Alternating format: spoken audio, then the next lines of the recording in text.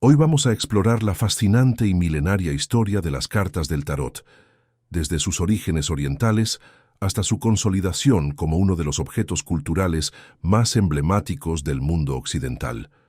Un viaje que atraviesa continentes, siglos y civilizaciones, revelando cómo simples pedazos de papel ilustrado se transformaron en símbolos de poder, arte y misterio. Antes de continuar con el vídeo, recuerda suscribirte al canal para más narrativas documentales como esta. Existe, en algún lugar entre el pasado remoto y el presente, un hilo invisible que conecta las manos de un artesano egipcio del siglo XIII con las manos de un noble italiano del Renacimiento. Ese hilo atraviesa desiertos, mares y montañas. Recorre rutas comerciales olvidadas y pasillos de palacios suntuosos, y a lo largo de su extensión lleva consigo algo que, a primera vista, puede parecer trivial: una baraja de cartas. Pero estas cartas no son triviales.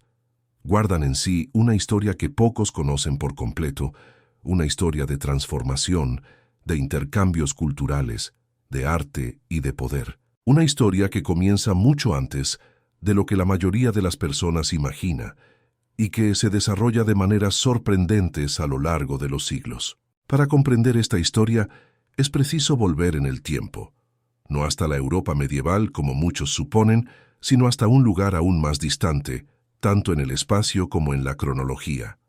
Es preciso volver hasta Asia, donde el papel fue inventado y desde donde comenzó su lenta migración hacia el oeste, llevando consigo una posibilidad que cambiaría para siempre el modo en que los seres humanos se divertían, apostaban y más tarde buscaban significado en lo desconocido. El papel, ese invento tan fundamental para la civilización, nació en la antigua China, y con él nacieron también los primeros juegos de cartas de los que se tiene noticia.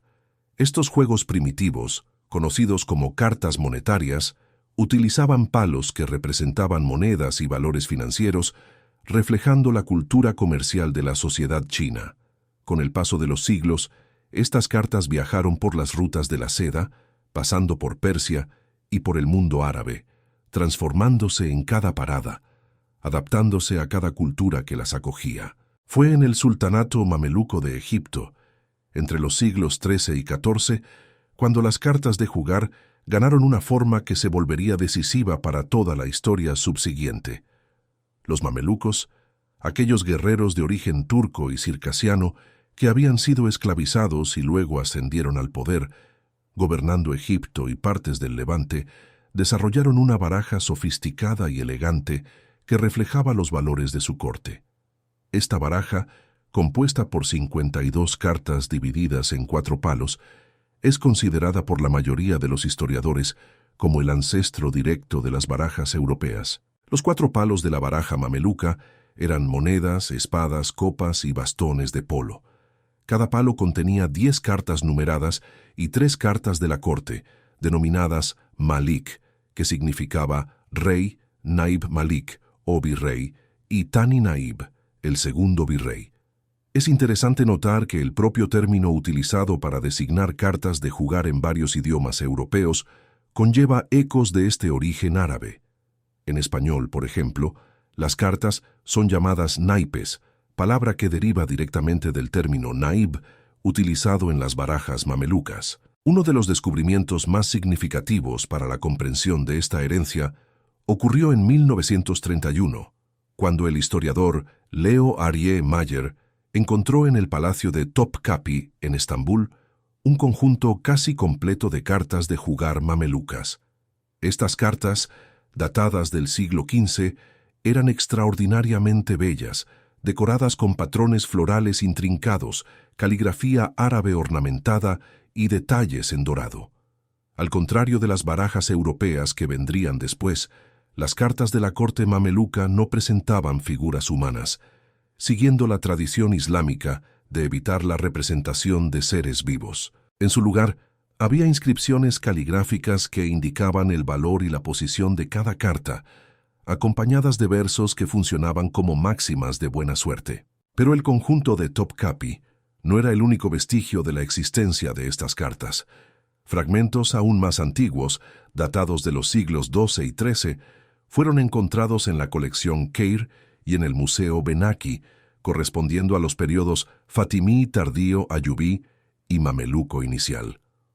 Estos fragmentos constituyen las cartas de jugar más antiguas del mundo de las que se tiene conocimiento, y su existencia confirma que la tradición de los juegos de cartas en el mundo islámico era profunda y estaba bien establecida mucho antes de cualquier registro europeo. El paso de las cartas del mundo islámico a Europa es un capítulo fascinante de esta historia. Los estudiosos creen que esto ocurrió principalmente por medio de las rutas comerciales que conectaban el norte de África y el Oriente Medio con los puertos italianos y españoles.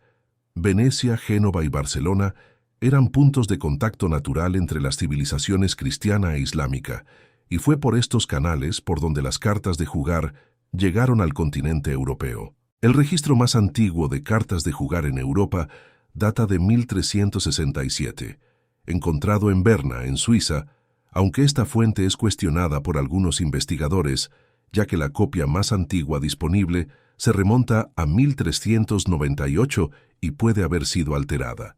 Lo que es generalmente aceptado como la primera referencia italiana es una prohibición florentina datada de 1377. Sea cual sea la fecha exacta, una cosa es segura. A partir de su aparición, las cartas se extendieron por Europa con una velocidad impresionante, como atestiguan los numerosos registros de prohibiciones de juegos de cartas que surgieron en diversas ciudades en las décadas siguientes. Poco se sabe sobre la apariencia y el número de estas primeras cartas europeas. La información más significativa proviene de un texto escrito por Juan de Rheinfelden en 1377, en la ciudad de Friburgo, en Alemania. En ese documento, Rheinfelden describe, entre otras variaciones, una baraja básica que contenía los todavía actuales 4 palos de 13 cartas cada uno, siendo las cartas de la corte generalmente el rey, el ober y el unter, términos que significaban algo como mariscales superiores e inferiores, aunque las damas y reinas ya eran conocidas en aquella época.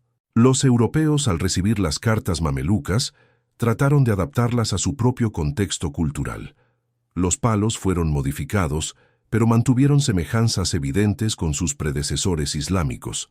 Las monedas permanecieron como monedas, oros, las espadas continuaron siendo espadas, las copas se mantuvieron como copas. Solo los bastones de polo, un deporte desconocido en Europa, fueron reinterpretados como bastones, bastos o cetros. Las cartas de la corte, que en la baraja mameluca estaban representadas solo por inscripciones caligráficas, ganaron figuras humanas, reflejando la tradición europea de representación pictórica. Reyes, caballeros y pajes sustituyeron a los sultanes y virreyes del Oriente. Las primeras barajas europeas utilizaban los palos de bastos, oros, espadas y copas. Estos palos se utilizan hasta hoy en las barajas tradicionales italianas, españolas y portuguesas, y también en las barajas de tarot adivinatorio modernas, que surgieron por primera vez a finales del siglo XVIII. Es una continuidad notable, un vínculo que persiste a lo largo de más de 600 años. Pero la historia que realmente nos interesa aquí no es solo la de las cartas de jugar comunes, es la historia de algo más complejo, más misterioso y más artístico, el surgimiento del tarot. Y para contar esta historia, necesitamos transportarnos al norte de Italia, de principios del siglo XV, una región que bullía de creatividad, ambición y poder. La Italia de aquel periodo no era un país unificado, sino un mosaico de ciudades-estado, ducados y repúblicas, cada cual con su propia identidad, sus propios gobernantes y sus propias intrigas políticas. Milán, Ferrara, Florencia, Bolonia, Venecia, cada una de estas ciudades era un mundo en sí misma, y sus gobernantes competían entre sí no solo por el poder militar y económico, sino también por el prestigio cultural. Era la era del Renacimiento, un periodo de efervescencia intelectual y artística sin precedentes, y las cortes italianas eran los centros irradiadores de esta transformación. Fue en este contexto donde surgió algo nuevo, En algún momento entre las décadas de 1410 y 1440, alguien tuvo la idea de añadir un conjunto de cartas especiales a la baraja común de 4 palos. Estas cartas adicionales presentaban ilustraciones alegóricas, figuras que representaban conceptos universales como la justicia, la fuerza, la rueda de la fortuna, la muerte, el juicio y el mundo. Eran los triunfi, los triunfos, que más tarde serían llamados trunfos en portugués y trumps en inglés. La primera evidencia concreta de la existencia de estas cartas con triunfos proviene de un registro escrito en los autos de la corte de Florencia, datado de 1440, referente a la transferencia de 2 barajas para Sigismundo Pandolfo Malatesta. Estas nuevas barajas fueron llamadas Carte da Triunfi, cartas de triunfo. El término triunfi evocaba las procesiones triunfales de la antigua Roma, aquellos desfiles grandiosos en los que generales victoriosos exhibían a sus prisioneros y botines por las calles de la ciudad. Había en esta nomenclatura una sugerencia de jerarquía, de superioridad, pues los triunfos tenían el poder de vencer a cualquier carta de los palos comunes. Pero incluso antes de ese registro florentino, existen indicios de que algo semejante ya estaba siendo creado en la corte de Milán. Una baraja perdida, encargada por el duque Felipe María Visconti, fue descrita por el secretario Marciano de Tortona, probablemente entre 1418 y 1425. Marciano describió una baraja de 60 cartas con 16 cartas, que presentaban imágenes de dioses romanos y palos que retrataban 4 tipos de aves. Estas 16 cartas eran consideradas triunfos, pues en 1449 Jacobo Antonio Marcelo recordó que el entonces ya fallecido duque había inventado lo que él llamó, en latín, un nuevo y exquisito tipo de triunfos. Esta baraja, aunque perdida para la historia, pudo haber sido la precursora de todo lo que vendría después. La figura de Felipe María Visconti es central en esta narrativa. Duque de Milán desde 1412, Visconti era un hombre de contradicciones. Descrito como recluido, desconfiado y físicamente poco atractivo, rara vez aparecía en público y gobernaba principalmente por medio de sus consejeros y generales. Sin embargo, era también un amante de las artes y de la cultura, un patrón generoso que atraía a su corte a artistas, escritores y músicos de toda Italia. Fue bajo su patrocinio que el pintor Michelino da Besozzo, considerado uno de los mayores artistas de su tiempo, creó las ilustraciones para aquella baraja perdida de 60 cartas. Lo que exactamente motivó a Visconti a encargar una baraja tan elaborada permanece en el misterio. Tal vez fuera simplemente el placer del juego, combinado con el deseo de poseer algo único y exclusivo, un objeto que reflejara su posición y su refinamiento. Tal vez hubiera también un elemento de competición con otras cortes, un deseo de demostrar que Milán era capaz de producir maravillas que ninguna otra ciudad podía igualar. Sea cual sea la motivación, el hecho es que esta baraja estableció un precedente que sería seguido y ampliado en las décadas siguientes. Las primeras barajas de tarot propiamente documentadas fueron registradas entre 1440 y 1450 en las ciudades de Milán, Ferrara, Florencia y Bolonia. Estas barajas combinaban la baraja tradicional de 4 palos, cada uno con 14 cartas, totalizando 56 cartas, con un conjunto adicional de 21 triunfos y una carta especial, el loco, que funcionaba como un comodín. El total era de 78 cartas, la misma cantidad que define una baraja de tarot completa hasta el día de hoy. Los triunfos, con sus ilustraciones alegóricas, eran la gran innovación. Cada carta representaba una figura o concepto que formaba parte del imaginario colectivo de la época: el mago, la papisa, la emperatriz, el emperador, el papa, los enamorados, el carro, la justicia, el ermitaño, la rueda de la fortuna, la fuerza, el colgado, la muerte, la templanza, el diablo, la torre, la estrella, la luna, el sol, el juicio y el mundo. Estas figuras no eran elecciones aleatorias, reflejaban los valores, las creencias y las preocupaciones de la sociedad renacentista italiana, y muchas de ellas tenían raíces en tradiciones filosóficas, religiosas y artísticas que se remontaban a la antigüedad. La idea de los triunfos pudo haber sido inspirada, al menos en parte, por el poema Los Triunfos, del gran poeta italiano Francisco Petrarca, publicado en 1351. En esta obra, Petrarca describe una serie de procesiones alegóricas en las que conceptos abstractos triunfan unos sobre otros. El amor triunfa sobre el hombre, la castidad triunfa sobre el amor, la muerte triunfa sobre la castidad, la fama triunfa sobre la muerte, el tiempo triunfa sobre la fama y, finalmente, la eternidad triunfa sobre el tiempo. Esta jerarquía de triunfos encuentra paralelos evidentes en la estructura de los triunfos del tarot, donde cada carta ocupa una posición específica en una escala ascendente de poder. Entre las barajas de tarot más antiguas que han sobrevivido hasta nuestros días, las más famosas son los aproximadamente 15 conjuntos del llamado Tarot Visconti Sforza, pintados a mediados del siglo XV para los gobernantes del Ducado de Milán. Estas barajas son verdaderas obras de arte, ejecutadas con maestría y riqueza de detalles que impresionan hasta hoy. Las cartas fueron pintadas a mano sobre cartón resistente, con tintas opacas sobre fondos trabajados en oro, y miden aproximadamente 175 milímetros por 87 milímetros. Cada carta es una pequeña pintura renacentista, con figuras vestidas con trajes de la época, rodeadas por ornamentos heráldicos y símbolos de las familias Visconti y Sforza. El nombre Visconti Sforza se refiere a las dos familias nobles que encargaron y poseyeron estas cartas.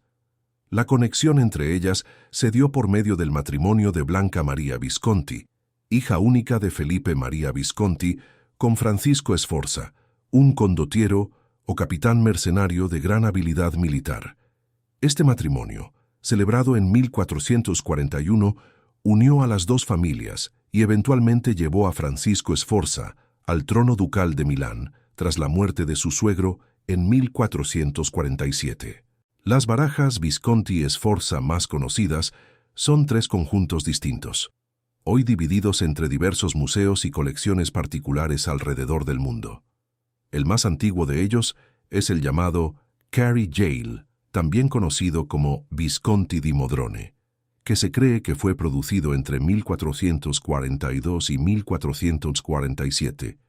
Esta baraja, hoy custodiada por la Biblioteca Beinecke de libros raros y manuscritos de la Universidad de Yale, en New Haven, es singular por varios motivos.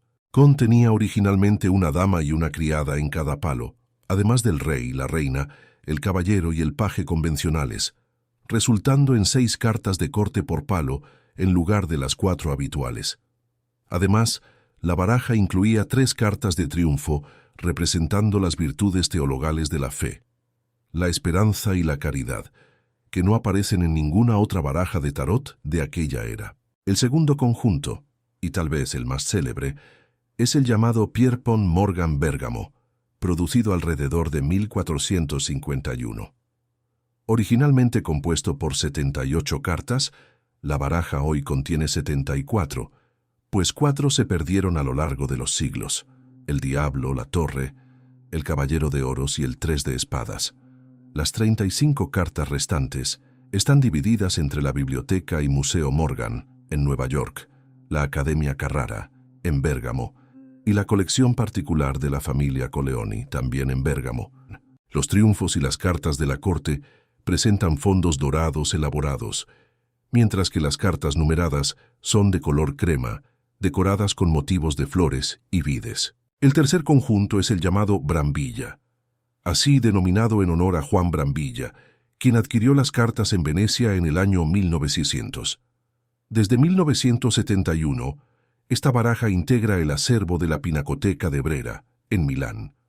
Se cree que fue encargada a Bonifacio Bembo por Francisco Sforza en 1463. Bonifacio Bembo, el artista a quien la mayoría de estas barajas es atribuida, era un pintor e iluminador de Cremona, activo entre aproximadamente 1442 y 1477.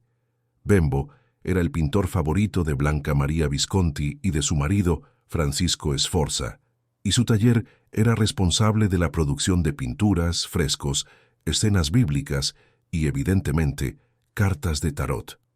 Investigaciones más recientes sugieren que algunos de los conjuntos atribuidos a Bonifacio pueden ser en realidad obra de su hermano mayor Andrés Bembo, o de otros artistas de su círculo como Francisco Sabatari. Sin embargo, el estilo general de las cartas Visconti-Sforza, con sus figuras elegantes, sus fondos dorados y su atención meticulosa a los detalles, refleja inequívocamente la tradición artística del taller de los Bembo. La belleza de estas cartas era tal que, según los estudiosos, rara vez se utilizaban para jugar. El análisis del desgaste en las cartas supervivientes indica que fueron poco manipuladas, sugiriendo que eran tratadas más como objetos de arte y símbolos de prestigio que como instrumentos de entretenimiento cotidiano. Esto no es sorprendente, considerando la inversión artística y financiera que su producción exigía. Cada carta era pintada individualmente a mano, un proceso que demandaba tiempo, habilidad y materiales caros. Mientras que las barajas Visconti-Sforza representan la cúspide de la producción artística de tarot en el siglo XV, otras barajas de la misma época exploraban caminos diferentes. El tarot sola busca, creado a finales de la década de 1490, es particularmente notable. Es la baraja de tarot completa más antigua que ha sobrevivido intacta, con las 78 cartas preservadas. A diferencia de las barajas Visconti-Sforza, el sola busca fue producido mediante el grabado en placas de cobre, una técnica que permitía mayor precisión en los detalles, y después fue coloreado a mano. Lo que hace al sola busca verdaderamente revolucionario es el hecho de ser la primera baraja de tarot conocida en la que todas las cartas, incluidas las de los palos comunes, están ilustradas con escenas figurativas.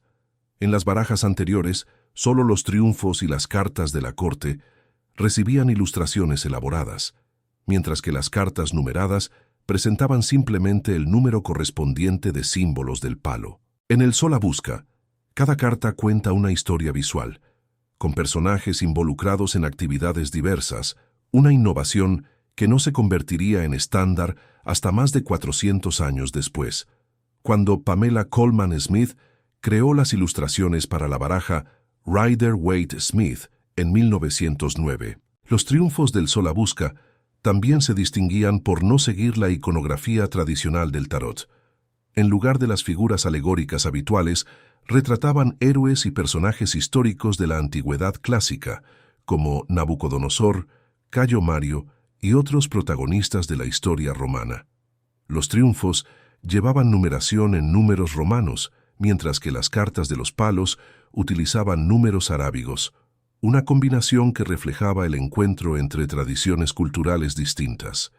El lema latino que aparecía en algunas cartas, Trajor Fatis, que significa «soy conducido por el destino», confería a la baraja un aura de misterio y profundidad filosófica. El sola busca permaneció prácticamente desconocido durante siglos, pasando de mano en mano entre familias nobles italianas sin alcanzar nunca visibilidad pública. En 1907, la familia Busca Cervelloni, que entonces poseía la baraja, donó fotografías en blanco y negro de todas las 78 cartas al Museo Británico, en Londres. Fue allí donde, 2 años después, las imágenes probablemente fueron vistas por Arthur Edward Waite y Pamela Colman Smith, quienes estaban trabajando en la creación de su propia baraja de tarot. Las semejanzas entre varias cartas de la baraja Rider-Waite-Smith y del sola busca son evidentes, especialmente en el 3 de espadas y en el 10 de bastos, confirmando la influencia de la baraja renacentista sobre la creación moderna más famosa del tarot. En 2009, el Ministerio de Bienes y Actividades Culturales de Italia adquirió la baraja sola busca por 800.000 euros, entregándola a la Pinacoteca de Brera, en Milán, donde puede ser apreciada por el público hasta hoy. En la Italia del siglo XV, aunque el conjunto de cartas incluido en las barajas de tarot era generalmente consistente, La nomenclatura y el orden de los triunfos variaban considerablemente de región a región. Estas variaciones regionales constituyen un campo fascinante de estudio, pues revelan las diferentes tradiciones culturales y preferencias estéticas de las diversas ciudades-estado italianas. El historiador Michael Dummett, uno de los mayores estudiosos del tarot, clasificó las variaciones de ordenación de los triunfos en tres categorías principales. En Bolonia y Florencia, el triunfo más alto era el ángel, seguido por el mundo. Este grupo se extendió principalmente hacia el sur, atravesando los estados pontificios, el reino de Nápoles y finalmente llegando al reino de Sicilia, aunque también fue conocido en los estados de Saboya. En Ferrara, el mundo era el triunfo más alto, seguido por la justicia y por el ángel. Este grupo se extendió principalmente hacia el noreste, hasta Venecia y Trento, donde fue solo una moda pasajera, extinguiéndose hacia finales del siglo XVI. En Milán, el mundo era el triunfo más alto, seguido por el ángel, y esta ordenación es la utilizada en el tarot de Marsella.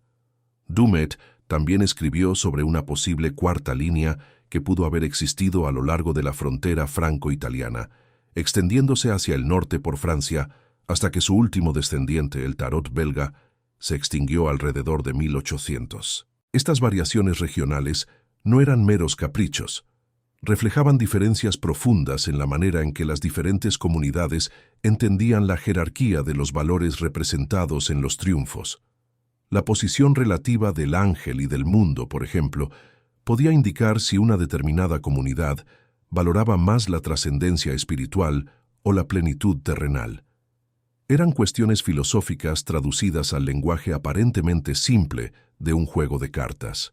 Aunque un predicador dominico arremetió contra los males inherentes a las cartas de jugar, principalmente a causa de su uso en apuestas, en un sermón en el siglo XV, no se han encontrado condenas rutinarias al tarot durante su historia inicial.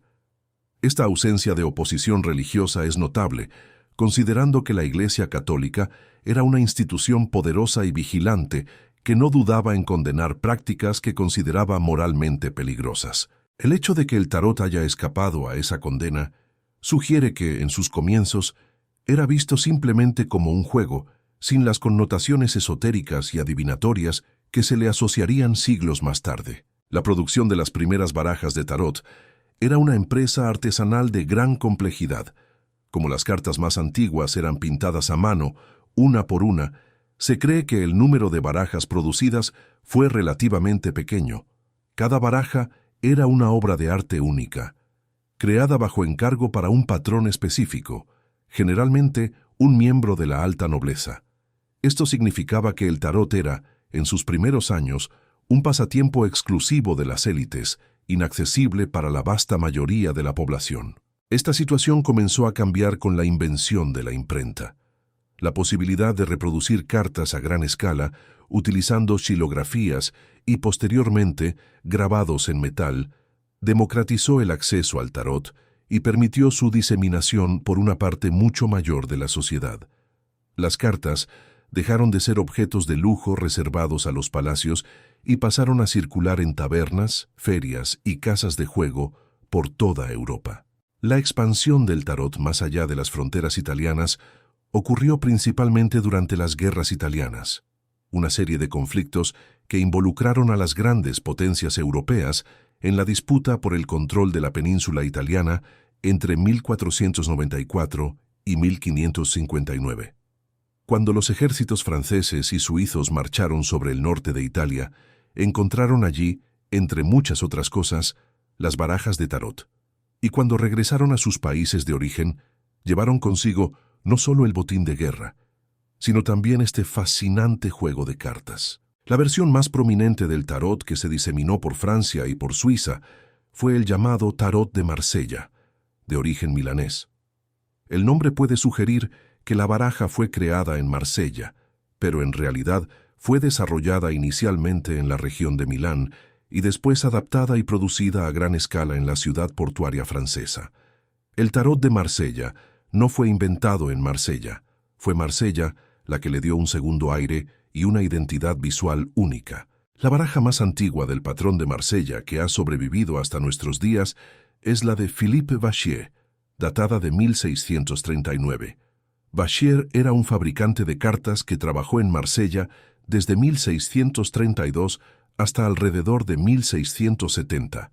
Su baraja, compuesta por 78 cartas producidas por xilografía con colores aplicados por estarcido, permaneció desconocida durante siglos hasta ser descubierta por el historiador francés Thierry de Polis. En 2023, la baraja fue subastada en París, causando gran excitación en el mundo de los coleccionistas y estudiosos del tarot. Afortunadamente, fue adquirida por Yves Reynaud, un fabricante de cartas de Marsella dedicado a la preservación de la tradición del tarot, quien publicó una reproducción fiel de la baraja, haciéndola accesible al público por primera vez en casi 400 años. El tarot de Marsella se convirtió en el modelo predominante para las barajas de tarot en Francia y en gran parte de Europa occidental.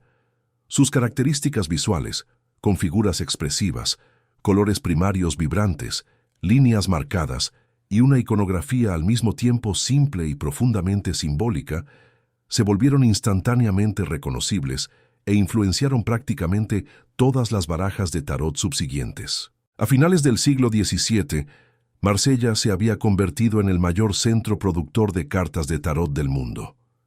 El barrio del Panier, en el corazón de la ciudad, albergaba a numerosos maestros naiperos, cada uno empleando a decenas de trabajadores. Al final de aquel siglo, había al menos 9 talleres de fabricación de cartas activos en la ciudad y una calle todavía hoy conserva la memoria de esa tradición, la Traverse des Quartiers. Estos artesanos no se limitaban a reproducir modelos existentes. También creaban, ilustraban e imprimían cartas utilizando técnicas muy específicas, notablemente el grabado en madera y la coloración manual. Mientras que el tarot de Marsella se consolidaba como el patrón dominante en Francia y en gran parte de Europa, otras variaciones regionales continuaban floreciendo en Italia. En Florencia, una baraja expandida llamada Minciate ganó popularidad a partir de principios del siglo XVI. La primera mención conocida a este juego, bajo el nombre de Germini, data de 1506, y el nombre derivaba de la carta de los Géminis, el triunfo más alto entre las cartas recientemente introducidas. La baraja de Minciate era notable por su tamaño y complejidad. Con 97 cartas, incluía no solo los triunfos tradicionales del tarot, sino también símbolos astrológicos correspondientes a los 12 signos del zodiaco y los 4 elementos: tierra, agua, aire y fuego. Estas adiciones transformaban el juego en algo considerablemente más complejo que el tarot convencional, exigiendo de los jugadores una mayor capacidad estratégica y un conocimiento más amplio de la simbología utilizada. Los caballeros del Minciate, que en las barajas del tipo Marsella estaban representados como figuras montadas en caballos, aparecían en muchas barajas de Minciate como centauros o esfinges, criaturas mitológicas que conferían al juego una atmósfera de misterio y fantasía.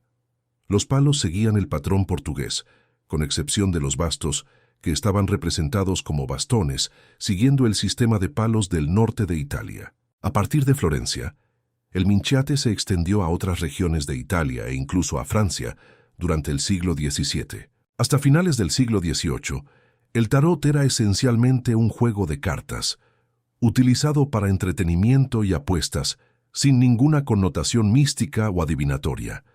La transformación del tarot en instrumento de adivinación y exploración esotérica es un capítulo posterior de esta historia, y uno que merece ser contado con cuidado, pues involucró una serie de equívocos, interpretaciones creativas y mitologías inventadas que se entrelazaron con la historia real de las cartas de maneras sorprendentes. El punto de partida de esta transformación puede localizarse en 1781, cuando el erudito francés Antoine Court de Gebelin publicó el volumen 8 de su monumental obra Le Monde Primitif, El Mundo Primitivo. En ese volumen, Court de Gebelin presentó una teoría audaz y, como se comprobaría más tarde, completamente infundada.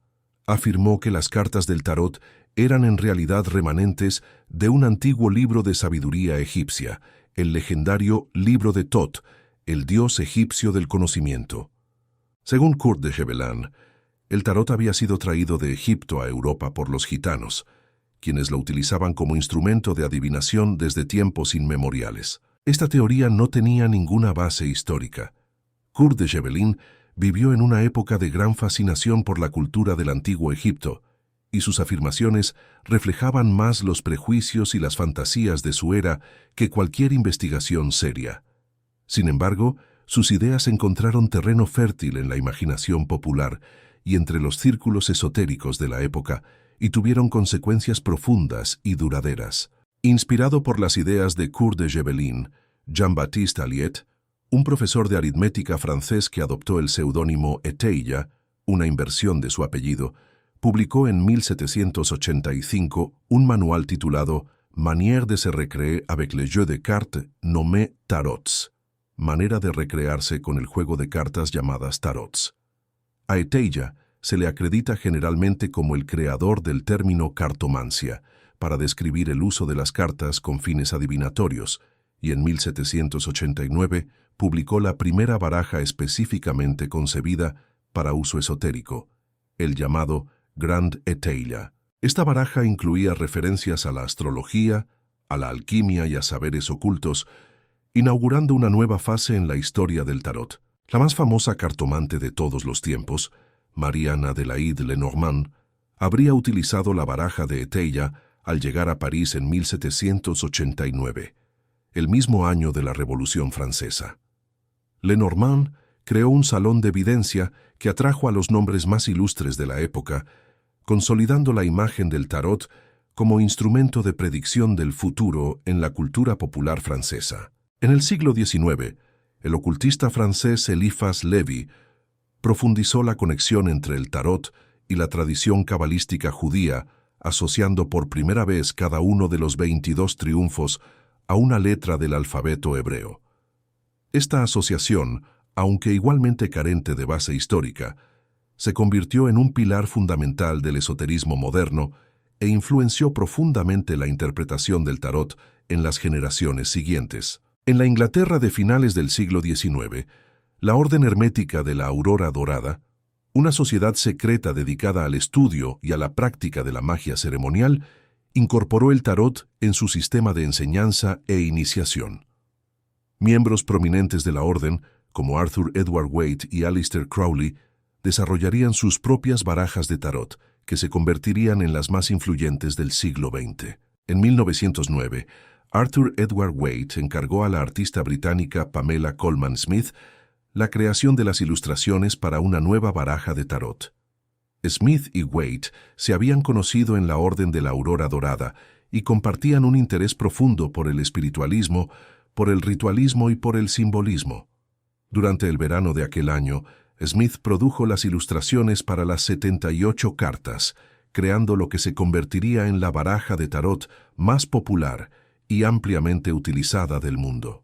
La baraja Rider-Waite-Smith, así llamada en referencia al editor Rider & Company, al idealizador Arthur Edward Waite y a la artista Pamela Colman Smith, introdujo innovaciones significativas en la tradición del tarot. La más importante de ellas fue la ilustración completa de todas las cartas de los palos menores, algo que no se hacía desde el tarot sola busca, más de 400 años antes. Smith visitó una exposición de cartas de tarot italianas del siglo XV en el Museo Británico, en 1907, lo que habría inspirado profundamente su trabajo. A pesar de su contribución inestimable a la historia del tarot, Pamela Colman Smith recibió poco reconocimiento en vida. Waite le pagó una cantidad modesta por la creación de las ilustraciones y ella no recibió regalías por la venta de las barajas. Smith falleció en 1951, en relativa oscuridad, y fue solo en las décadas siguientes cuando su papel fundamental en la creación de la baraja más famosa del mundo comenzó a ser debidamente reconocido. La baraja de Smith y Waite se popularizó inmensamente durante la década de 1970, cuando un renovado interés por el tarot y por el esoterismo se extendió por la cultura occidental.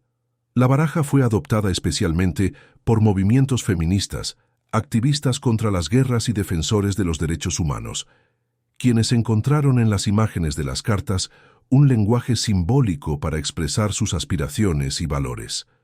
Desde entonces, el tarot Rider-Waite-Smith ha sido continuamente reimpreso y sirve como modelo para incontables barajas contemporáneas. Pero sería un error pensar que la historia del tarot se resume a su dimensión esotérica y adivinatoria.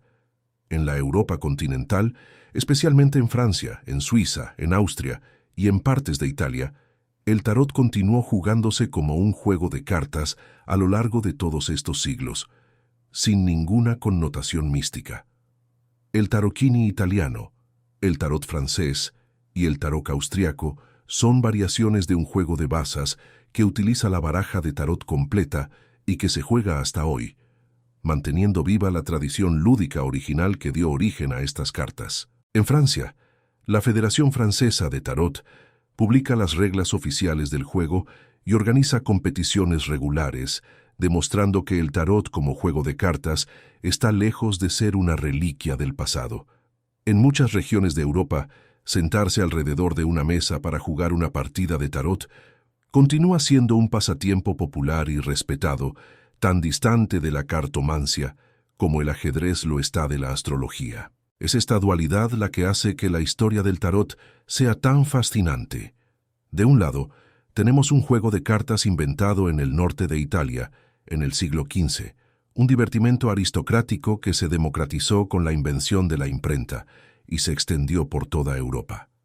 Del otro, tenemos un instrumento de adivinación y autoconocimiento que surgió a finales del siglo XVIII, fruto de interpretaciones equivocadas, pero creativas, que se enraizaron profundamente en la cultura occidental. Y entre estos dos polos tenemos siglos de arte, historia y transformación cultural. Las cartas del tarot son, en cierto sentido, un espejo de la humanidad. Reflejan nuestros miedos y esperanzas, nuestros valores y contradicciones, nuestra búsqueda incesante de significado en un mundo que tantas veces parece caótico e incomprensible. Del artesano mameluco, que pintó las primeras cartas de jugar en un taller de El Cairo, a la artista británica que ilustró la baraja más famosa del mundo en un estudio londinense, pasando por los nobles italianos que transformaron simples cartas en obras de arte renacentistas. Cada capítulo de esta historia es un testimonio de la creatividad y de la capacidad de adaptación del espíritu humano. Las cartas viajaron de continente en continente, transformándose en cada parada, absorbiendo elementos de cada cultura que las acogió, y aún así manteniendo algo esencial, algo que permanece reconocible a través de los siglos. Los 4 palos que el artesano mameluco pintó en el siglo XIII, monedas, espadas, copas y bastones, son los mismos 4 palos que encontramos en una baraja de tarot comprada hoy en cualquier librería del mundo. Esta continuidad es notable y nos recuerda que, por más que las civilizaciones cambien, ciertas estructuras fundamentales de la experiencia humana permanecen sorprendentemente constantes. Las 78 cartas del tarot continúan contando sus historias silenciosas. El loco inicia su viaje caminando despreocupado al borde de un precipicio. El mago eleva su varita hacia el cielo. La emperatriz reposa en su trono rodeada de abundancia. La rueda de la fortuna gira incesantemente, elevando a unos y derribando a otros. La muerte cabalga su corcel blanco, recordándonos que todos los ciclos llegan a su fin y que de cada fin nace un nuevo comienzo. Y el mundo danza en su guirnalda de laureles, celebrando la completitud y la realización. Estas imágenes, nacidas en los talleres de los artesanos italianos del Renacimiento, refinadas por los fabricantes de cartas de Marsella, reinterpretadas por los ocultistas franceses e ingleses, y continuamente reinventadas por artistas contemporáneos de todo el mundo, constituyen uno de los lenguajes simbólicos más ricos y duraderos de la cultura occidental. Han sobrevivido a guerras, revoluciones, cambios de régimen y transformaciones tecnológicas. Han atravesado fronteras geográficas, lingüísticas y culturales, y continúan fascinando, intrigando e inspirando, más de 500 años después de su aparición. La historia del tarot es, en última instancia, una historia sobre la propia condición humana.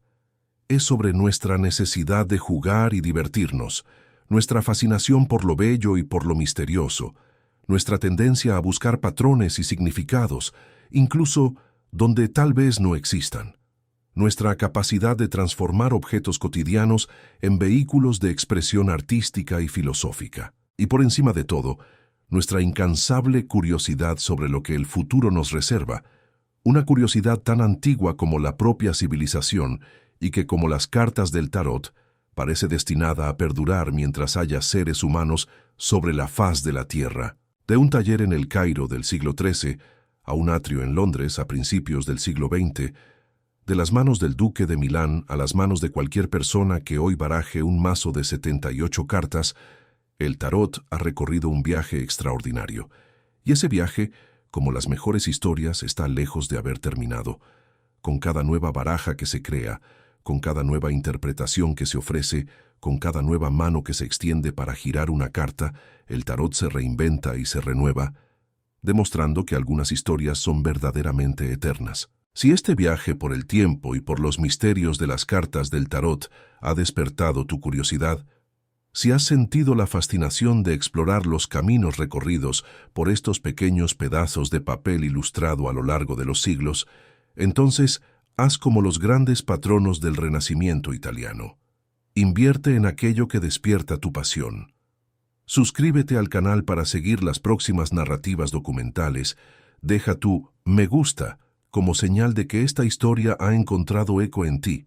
Y comparte en los comentarios qué aspecto de esta saga milenaria ha llamado más tu atención. Al fin y al cabo, al igual que el tarot, cada comentario cuenta una historia y cada historia merece ser escuchada. Nos vemos en el próximo documental.